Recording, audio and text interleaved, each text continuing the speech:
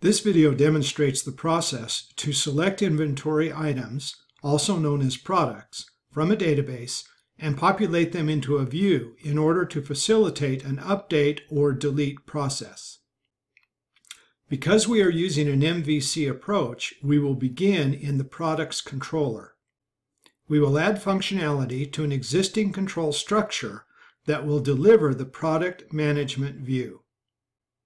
The additional functionality includes calling a model-based function to query basic data about all products from the database and returning the multidimensional array to the controller.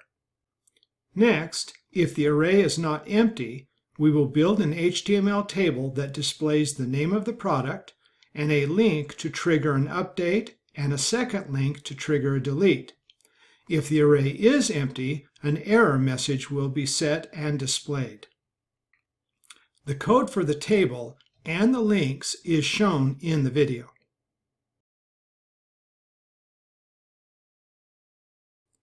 A for each loop is used to build a separate row in the table for each item.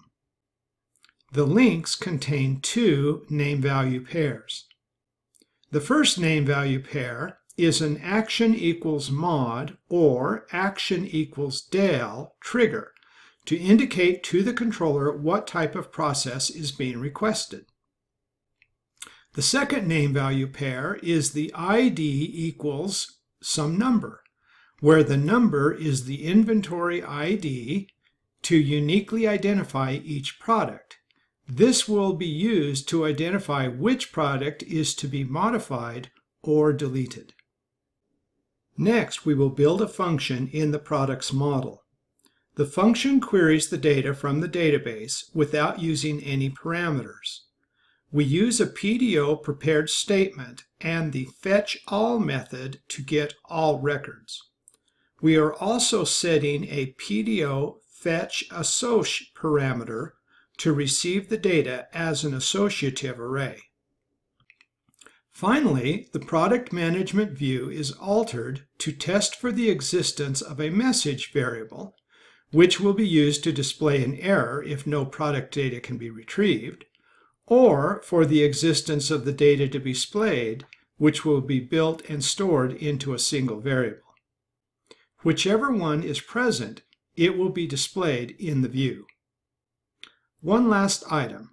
This view and the other views in the products process are protected by a code block that checks that the site client has administrative privileges. If not, the client is not allowed access to the view. To test the functionality, the servers, meaning Apache and the database server, must be running. The main site controller is run.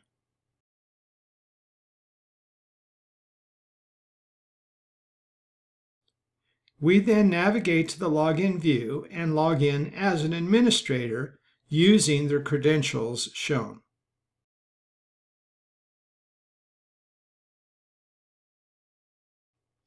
Once logged in, alter the URL to go to the Products folder or click the Products Management link.